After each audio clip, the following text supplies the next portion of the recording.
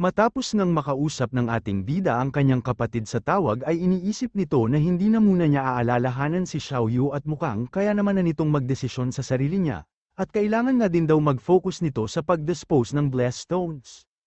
Muli nga itong kumatok sa gate, at agad naman binukas ng lalaki ito at tinatanong kung sino daw ang kumakatok. Nang ipakita naman ng ating bida ang kanyang muka ay agad siyang pinapasok nito at sinabing hinihintay na siya ni Lord Buddha. Kaya iniisip ng ating bida kung sikat na daw ba siya agad. Tinanong nga niya ang lalaki kung bakit siya ang nagbabantay ngayon. Sinabi naman nito na nasobrahan niyo ang away at kalokohan niyo kagabi kaya naman kinuha ni Mr. Suabe ang lahat ng blessed stone at umalis na. Biglang nang nagliyab sa galit ang ating bida dahil nais pa naman daw sana niyang kunin ang deposit niyang blessed stone kay Mr. Suabe. Siguraduhin nga lang daw ni Mr. Suabe na hindi niya ito makikita dahil walang sino man ang pwedeng kumuha ng kayamanan niya kahit pa isang blessed stone lang. Pila-pila naman ang mga lalaking ito nang makita ang ating bida, inaalok pa nga siya ng masarap na wine umano sabay tanong sa cultivation method na nais niyang matutunan. Pero sinabi ng ating bida na hindi ko kailangan yan at paano magkakaroon ng masarap o mamahaling wine ang taong tulad mo. Nanlamig nga daw siya matapos ma-reject ni Lord Mahakasapa. Sinabi naman ng isa na kumpara sa mga representative ng malalaking clan na nanghihingi ng pera at pumapatay mukhang mas mabait pa din naman si Lord Mahakasapa. Ilang sandali pa nang makapasok sila sa underground black market ay sinabi ng lalaking ito na nasa kanyang office si Lord Buddha. Bigla namang nagulat ang ating bida at napapatanong sa kung bakit nandito si Nolan K. Tamang kain nga itong si Yishao habang nilalambing siya ni Nolan K. Tamang silap naman ang ating bida at mukhang magkakabalikan na nga daw ang dalawa dahil nag-aaway sila sa araw at naglalambingan naman sa gabi, pero awkward o hindi umano ito nararapat dahil representative ng Nolan clan si Nolan K na potential nilang maging business partner, at habang nandito nga daw ito ay hindi nila mapag-uusapan ang uumpisahan ang gagawin nilang transaction. Kumatok na nga lang sa pintuan ng ating bida, at agad namang umayos ng upo ang dalawa. Agad nga niyang pinpapasok ang ating bida sabay binulungan si Nolan K dahil may kailangan umano silang pag-usapan kaya mauna na muna itong umalis.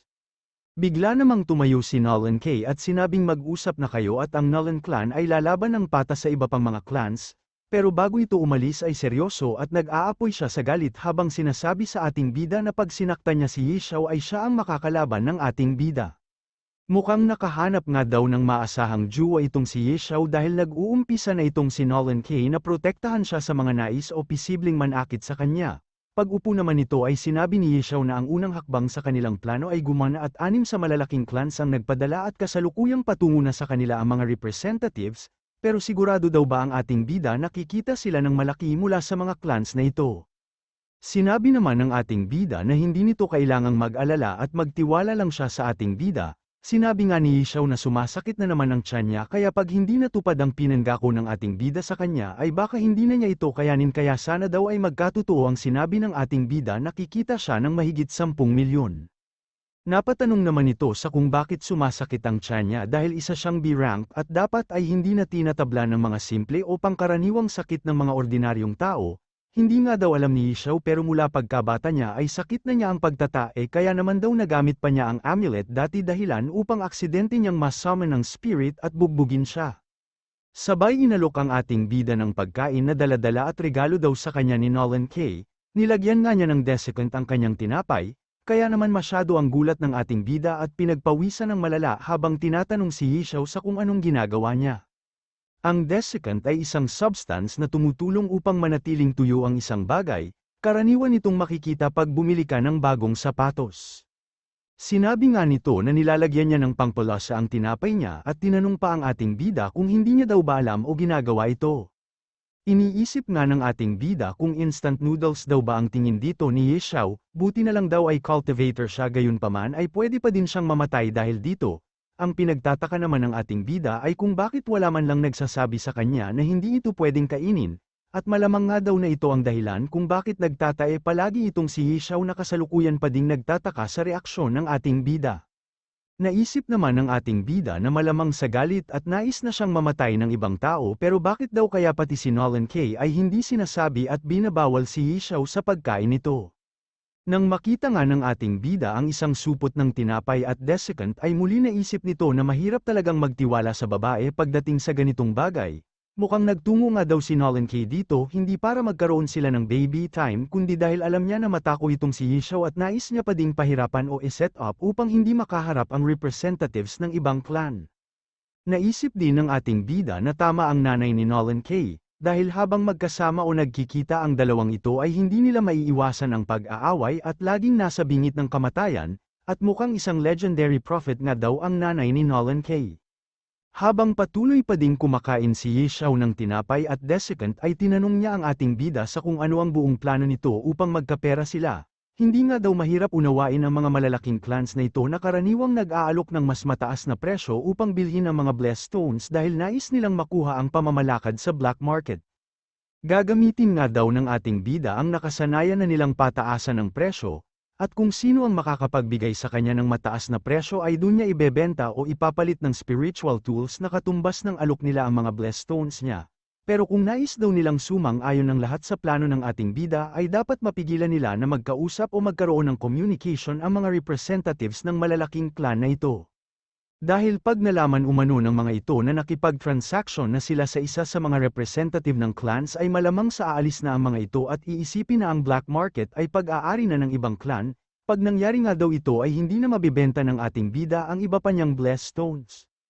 Madali lang naman daw ang solusyon dito wika ni Yishao at magpapagawa nga daw siya ng soundproof na meeting room at maglalagay ng signal jammer sa kanilang building sa loob ng 2 araw. Sakto naman daw ito at damadami na ang tao na nagpupunta sa black market kaya isasabay niya ang pagpapagawa nito sa pag-expand ng air raid shelter o underground. Sinabi nga ng ating bida na kung nais niyang ma-expand ang black market ay ang ibig sabihin daw ba nito ayaw niyang ibigay sa malalaking clan ang black market. Sinabi naman ni Yishao na wala siyang plano na ibigay sa kahit kanino man ang black market na ito dahil nagsimula siya sa wala upang may tayo at mabuo ang black market na ito. Kung hindi nga daw ibibigay ni Yishao ang black market sa kanila ay kailangan nila ng bagong plano matapos nilang mabenta ang mga blessed stones sa kanila. Tinanong nga ng ating bida kung may naiisip ba ito na pwede nilang gawin, pero sumagot naman ang kanyang tiyan at natatae na nga na naman ang gago. Mabilis nga itong tumatakbo patungo ng CR at sinabing bahala na daw ang henyo nating bida sa pag-iisip ng plano o kung ano ang dapat nilang gawin dahil lalabas na daw at di na niya kaya. Iniisip naman ng ating bida na kung nataon lang ba talaga ang pagsakit ng tiyan niya o umiwas lang ito sa pag-iisip ng plano dahil wala naman o hindi naman siya makakapag-isip. Dahil nga daw sa umalis naman na si Yishao ay uuwi na lang siya upang mapagplanohan ang pinakamalaking panloloko na gagawin nila sa mga malalaking clans. Habang paalis nga ang ating bida ay mukhang inaantok na din ito hanggang sa mapansin niya ang isang lalaki na tila pamilyar umano. Napatigil nga ito nang lumingon ang lalaki sa kanya. Ito ay ang tunay na Gao Shenyin kaya naman napapatanong ang ating bida sa kung anong ginagawa nito dito. Nagkatitigan nga lang ang dalawa habang ang tunay na Shenyin ay nanginginig at hindi makapaniwala. Iniisip naman ng ating bida kung ano na ang gagawin niya at kung dapat ba siyang magpaliwanag dito. Ilang sandali pa ay mabilis na lumapit at hinawakan ang kamay ng ating bida habang tinatawag na kuya. Hindi nga nakapagsalita ang ating bida habang iniisip na hindi niya alam na may ganitong script pala sa kwentong ito. Nakita nga daw nito ang mga post online kung saan bigla siyang naging B-rank at mahusay sa espada, kaya naman daw suspetya nito na ang kanyang kuya ang nakita nila at hindi siya, at matapos nga daw matanggap ng Gao clan ang liham ni Yishao at imbitasyon para sa pagbibenta nila ng blessed stone ay nagmadali itong nagtungo dito. Sinisisi na nga na naman ng ating bida si Yishao, dahil alam naman daw nito na nagpapanggap siya bilang si Shinyin pero pinadalhan niya pa din ng sulat ang clan nito. At dahil nga dito ay na-expose na naman ang pagpapanggap ng ating bida, katulad nga daw ito sa nangyari sa Kuchang Ruin at mukhang iniisip na nga daw ni Yishao na ang trabaho niya ay ang ma-expose ang fake na pagkatao ng ating bida. Muli nga siyang tinawag na kuya ni Shinyin at kinamusta ang kalagayan niya sa mga nakalipas na taon. Sinabi nga din ito na nagstay sa hotel ngayon ang nanay at tatay nila dahil natatakot ang mga ito na baka ayaw silang makita ng ating bida na inaakala nitong kakambal o kuya niya. Sabay sinabi sa ating bida na sumama sa kanya ito upang makausap ang kanilang mga magulang, habang ang ating bida naman ay hindi alam ang sasabihin at napatanong na lang kung may kakambal ba talaga si Shinyin. Hindi na nga daw nakakatuwa ang sinasabi ng kanyang kuya wika ni Shinyin at sana daw ay tigilan na ang lokohan o kalokohan niyang ito, habang ang ating bida naman ay iniisip na hindi niya kayang ipaliwanag dito ang tunay na pangyayari, kaya naman sinabi na lang nito na nagkakamali ka at hindi ako ang iyong kuya. Pero pinigilan naman siya ni Shinyin at sinabing ilang taon naman na ang nakalipas sana mapatawad mo na ang mga magulang nating, Sabay tanong kung kailan pa ito nagpalit ng pangalan at naging Swords Master. Masyado na nga daw makulat itong si Xinyin at ayaw nang ulitin ng ating bida ang pagpapanggap bilang si Xinyin. Sinabi nga niya kay Xinyin na kailangan niyang magtungo sa CR dahil natatae na siya at mamaya na lang sila mag-usap, pero dahil makulat nga si Xinyin ay sasamahan niya daw sa pagtahi ang ating bida. Pagpasok sa CR ay bigla nitong sinara ang pintuan na pilit pa din namang binubuksan ni Xinyin upang masamahan ang kanyang kuya. Habang tinatawag nga siya ni Xinyin na kuya ay nagbibihis naman na ang ating bida at inalis na din niya ang mask habang iniisip na kailangan niyang palitan muli ang pagkatao niya at mahirap daw talagang maging partner si Ye Xiao dahil sa hindi o wala itong isip.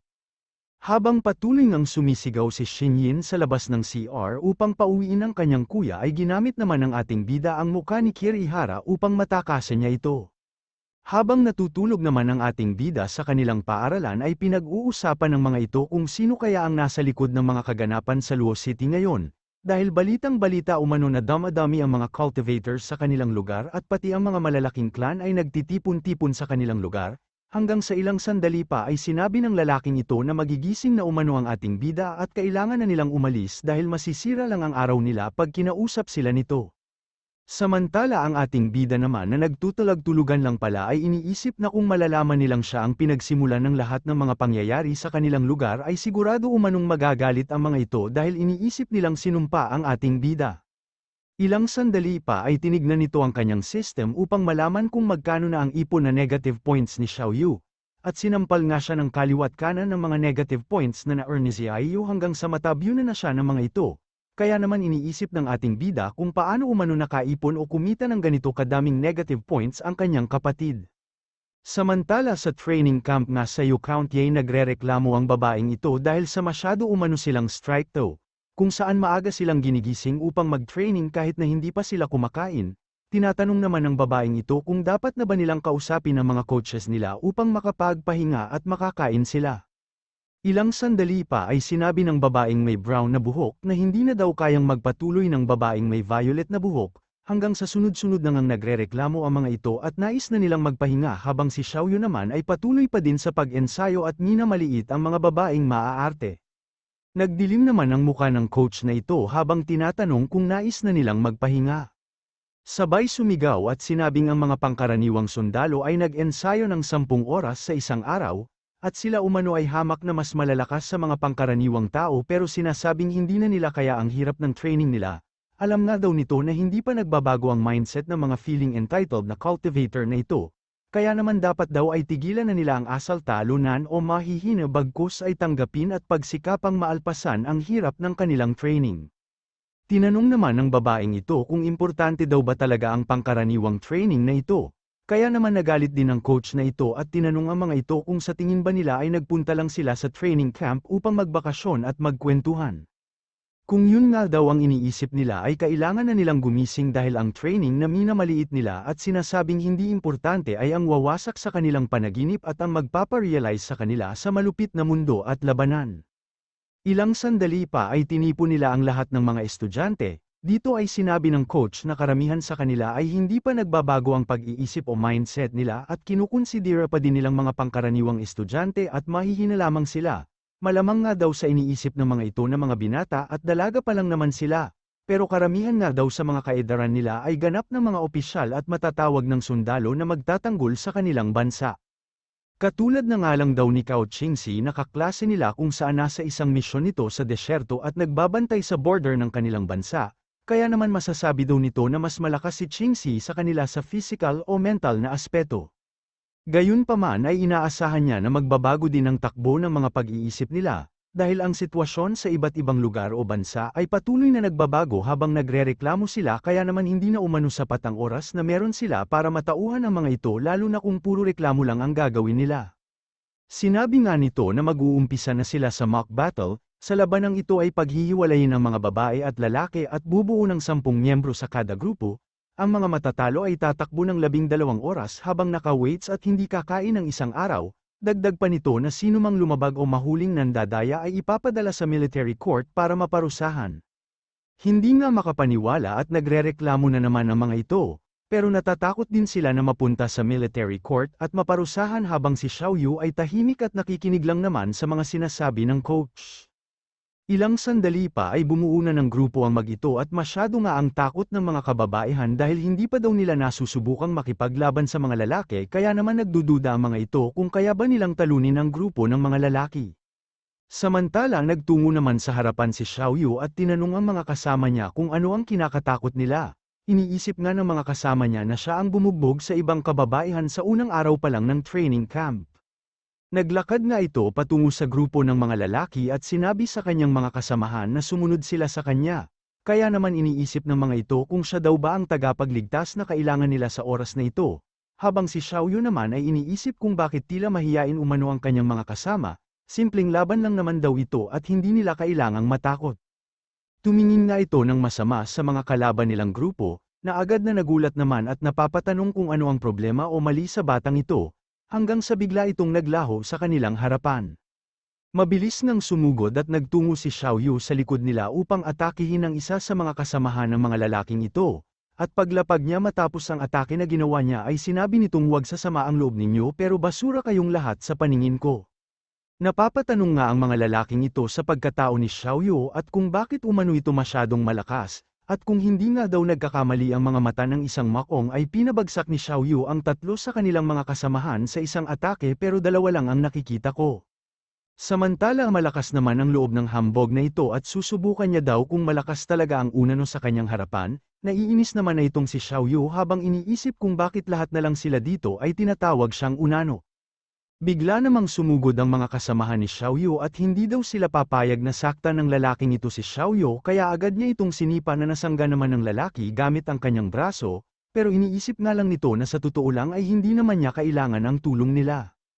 Pero nangiti na lang din ito at sinabing hindi na rin ito masama, sabay dinibdiban at sinikmuraan ang mga nais umatake sa kanya na agad-agad namang tumirik ang mga mata.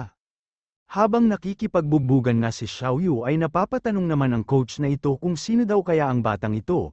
Sinabi naman ng isang coach na yan ang sumulat sa kwento patungkol sa kabayanihan ni Lu Xu at ang pangalan niya ay Xiaoyu. Mukhang sumakit nga ang ulo ng coach na may brown na buhok dahil ang kuya umano nito ay malakas na at ganun din itong si Xiaoyu. Pero tila ibang lakas yata ang iniisip nito kaya sumakit ang kanyang ulo. Tinanong nga nito kung nakita na ba niya si Lu Xu dati. At sinabi naman nito na nakita na niya ito sa training camp dati, habang iniisip na hindi lang basta nakita dahil binugbog at pinagnakawan pa siya ng ating bida.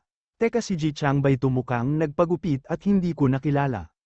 Matapos ng bugbugin ni Xiaoyu ang mga kalaban nila ay sinabi nitong wala talagang malakas dito o kaya man lang tumapat sa aking kuya, natahimik na nga lang ang kasama ni Xiaoyu habang iniisip kung sino ang Lu Xu na tinutukoy niya. Hanggang sa ilang sandali pa ay naisip nila kung ang Lu Xu ba na tinutukoy ni Xiaoyu ay ang pumatay sa B-rank master sa Kuchang Ruin, kaya napapatanong sila kung sino daw ba si Xiaoyu dahil isang legendary character ang tingin nila kay Lu Xu. Bigla naman itong naramdaman na lumakas ang kapangyarihan sa kanyang galaxy, kaya iniisip nito kung muli bang kumain ng abyss fruit ang ating bida. Kung tama nga daw ang pagkakaalala niya ay lumakas din ang kapangyarihan niya matapos niyang bugbugin ang mga babae kahapon, kaya napapatanong ito kung bakit palaging kumakain ng abyss fruit ang ating bida matapos niya mangbagbag, at mukhang may nililihim nga daw sa kanya ito. Samantala bigla naman siyang binibigyan ng tubig ng babaeng ito habang sinasabi na nanalo ang kanilang grupo kaya pwede na muna silang magpahinga. Dagdag pa nito ay astig daw ang mga naging aksyon ni Xiaoyu kanina sabay humingi ng patawad sa ginawa niya kahapon at pagtawag niya ng unano dito na sinabi naman ni Xiaoyu na walang problema sabay kuha sa tubig niya. Habang paalis nga si Xiaoyu ay sinabi nito na maglingkod ka para sa akin at siguradong hindi ka masasaktan o matatalo, habang iniisip naman ng babae na tila isang linya ito sa isang gangster movie. Ilang sandali pa habang umiinom ito ay nag-text sa kanya ang ating bida, tinatanong na nito kung kamusta ang pakikitungo niya sa kanyang mga kasamahan, iniisip nga ni Xiaoyu kung anong relasyon ang sinasabi ni Xu hanggang sa naalala niya ang isang kasabihan. Sinabi nga nito sa kanyang kuya na nag-away o laban sila pero nagkasundo din naman daw sila, dahil kung wala nga daw bugbugan ay wala ding pagkakasundo o magkakasundo. Samantala masaya naman itong si Ye Xiao at dahil daw sa balita na magbebenta ng blessed stones ang ating bida ay lalong damadami ang nagpupunta sa kanilang black market, at binibigay nga niya ang isang kamada ng pera sa ating bida bilang bonus nito, sabay tanong kung mapagbigay na daw ba siya dahil 20% daw ito ng kita ng black market niya. Agad namang niyakap ng ating bida ang pera habang pinapasalamatan si Ye Xiao at tinatanong kung kumpirmado na ba ang oras ng pakikipag-usap nila sa malalaking clans. 10 PM nga daw ang nakatakdang oras para sa kanilang pag-uusap at handa na din ang mga meeting room na soundproof at may jamming device. Ilang sandali pa ay sinabi nito na hindi niya alam kung anong impormasyon ang natanggap ng mga clan representatives, pero bigla daw siyang kinukulit ng mga ito at sinasabing hindi niya pwedeng paboran ng Gao clan at dapat siyang maging patas. Sinabi naman ng ating bida na wag mo nang pansinin yun upang hindi mapagod ang maliit mong utak, habang iniisip na masyado naman umanong halata at siguradong iniisip ng malalaking clan na palihim na nagpadala ng tauhan ang Gao clan, dahil nabalita na andito sa Luo City si Gao Shenzai nang gamitin ng ating bida ang muka ni Xinyin at napagkamalan siyang kakambal nito. Kailangan na nga daw muna nilang magpahinga dahil isang matinding labanan ang mangyayari ngayong gabi. Pagsapit nga ng gabi ay sunod-sunod na dumating ang mga representative ng malalaking clans mula sa Li, Wang, Nolan, Sun, Lu, at Gao. Samantala mukhang pinaghandaan naman ni Ye Xiao ang pagdating nila at kinagat nga niya ang isang rosas, sabay kumindat at inanyayahang pumasok ang kanilang mga bisita, na nasuka naman dahil sa sagwa ng kanyang itsura. Liban na lang kay Nolan Kay na gwapong-gwapo sa kanyang juwa kaya lalo silang nasuka. Sinabi nga ni Ye Xiao na malamang sa napagod ang mga ito sa biyahe dahil malalayo ang pananggalingan nila. Gayunpaman ay wala siyang tsaa o tubig na ibibigay sa kanila at kung pwede ay mag-umpisa na sila sa kanilang transactions. Bago nga tuluyang makapasok ang mga ito ay tinawag ni Ye Xiao na Li Yunchu ang lalaking ito at inutusang isarado ang gate. Iniisip nga nito na masyado umanong bastos si Ye Xiao sa kanyang mga bisita, dahil hindi man lang sila pinagpahinga, hindi din binigyan o inalok ng tsaa at tubig, tapos ngayon ay inuutusan pa siyang magsarado ng gate. Hanggang sa ilang sandali pa ay narinig niya ito nang tanungin ni Ye Xiao ang ating bida kung tama ba ang mga sinasabi at ginawa niya dahil hindi siya nakapagsulat ng speech niya sa pagkakataong ito. Kaya iniisip ni Yuncho kung kailangan ba talagang magsulat pa ng speech pag may dumating kang bisita. Iniisip nga din ito kung sino ang lalaking nakamask na ito, dahil ang pagkakaalam umano nila ay si Gao Shenzai ang pangalawa sa pinakamataas o isa sa mga humahawak sa black market na ito. Habang palinggan-lingon na si Gao Xinyin ay iniisip din ni Yuncho na nagpapanggap at nagkukunwari lang si Xinyin dahil imposible umanong hindi niya alam kung nasaan ang kanyang tauhan. Pagpasok nga nila ay sinabi ni Ye Xiao na naghanda sila ng kwarto sa bawat clan at sinabihan niya din ang mga ito na maghintay na lang sa loob. Iba naman ang tinginan ng dalawang ito pero inaasahan na din daw ito ng ating bida. Malamang nga daw sa nagkasundo ang dalawa upang magbigayan ng impormasyon habang naghihintay sila sa loob ng kwarto pero napaghandaan naman na daw nila ito. Ilang sandali pa ay nagrereklamo na ang mga ito matapos mapansin ang mga device na nakakabit sa bawat dingding ng kwarto. Sinabi nga ng mga ito na walang signal dito at masyado naman na daw bulok ang pasilidad nila bakit kailangan pang bumili ng mga ganong device, at bakit daw may mga device pa underground naman ang black market at kasalukuyang lokasyon nila. Nagkunwari naman ang ating bida na hindi niya alam kung anong device ang mga tinutukoy nila. Kaya muli ay tinanong nito kung bakit walang signal sa lokasyon nila, at sinabi nga ng ating bida na dahil sa bomb uli sila ng jamming device, hindi nga daw niya alam kung anong device ang tinutukoy nila kanina pero kung sinabi daw sana nilang jamming device ay sana nasagot niya ang mga ito ng maayos. Hindi na nga nakapagsalita ang dalawa habang iniisip na masyadong mautak ang ating bida at hindi sila hahayaang makapagbigay ng impormasyon sa isa't isa.